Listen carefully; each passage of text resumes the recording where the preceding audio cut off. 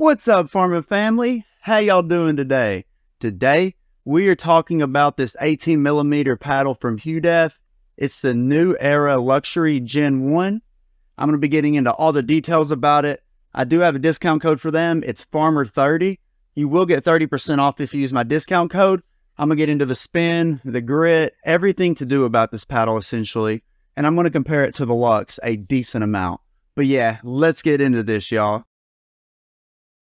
All right, when it comes to the pop of this paddle, this is in the lower spectrum in terms of pop.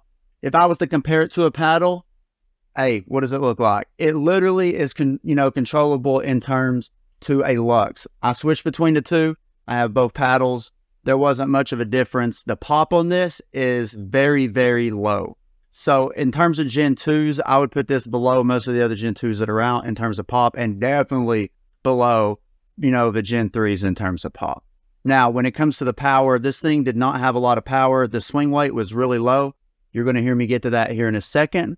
But yeah, once I added some lead tape, this thing hit the ball a little bit harder, although most of the Gen 2s that are elongated are going to hit a lot harder than this right out of the box, realistically. And even with lead tape, I felt like most of the Gen 2s had more power as well.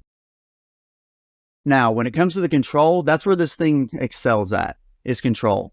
It's very soft, it's easy to reset, it's easy to do your drops, dinks, everything's fine. You're not going to pop the ball up just like the Luxx. If you're struggling with the Gen 2s or, the Gen 3s, you might have to switch to something similar to this just to be able to get control on the ball. But yeah, control-wise, that's where this excels.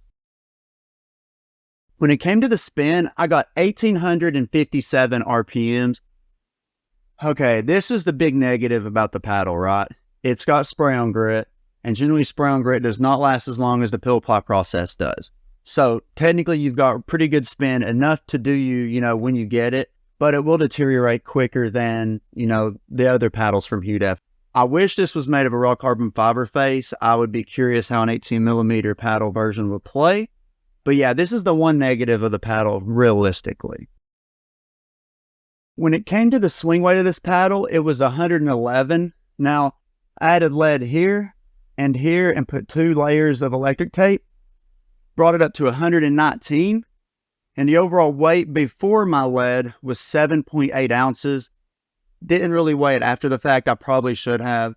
But yeah, for an elongated paddle, really lightweight. You're going to need lead though, so it's going to bring it right to where other elongated paddles are. But my 119 swing weight paddle with the lead tape will transition to a better twist weight, which you'll hear about that here in a minute. The twist weight on mine was 5.78. That's really low, but that's what you actually expect from an edgeless paddle, realistically.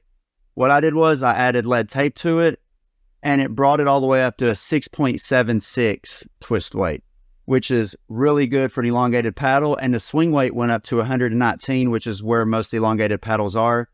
And then in terms of sweet spot, I did not like the sweet spot on this right out of the box. With a little bit of lead tape or tungsten tape, which Pickleball Effects sells on Amazon, you're going to be able to widen the sweet spot a decent amount, but I still think an edged paddle would benefit more, or you'd benefit more from an edged paddle in terms of sweet spot compared to just putting tungsten or lead in specific places. I'm always in favor of paddles with edge guards. This paddle is $169.99, but with my code FARMER30, you get it down to $119. Now, in terms of value for your money, do I think it's worth it? Okay, this is a decent valued, paddle, but my one complaint is the spray on grit. I tend to do a decent amount of spin when I'm playing pickleball, and that would deteriorate really, really quick. So there's probably other paddles that I would personally gravitate to, instead of this, even though this is a really, really good priced paddle. If I'm someone that's brand new into the game and I'm wanting something that's really, really controllable and I'm about to go to a Selkirk Luxx, I'm going to get 1 or 2 of these probably, realistically. I like the way this feels better, but overall, I prefer the pill apply process paddles better. But yeah, I hope you enjoyed this review. Until next time, stay safe, have a good day, drink plenty of water. Peace, y'all.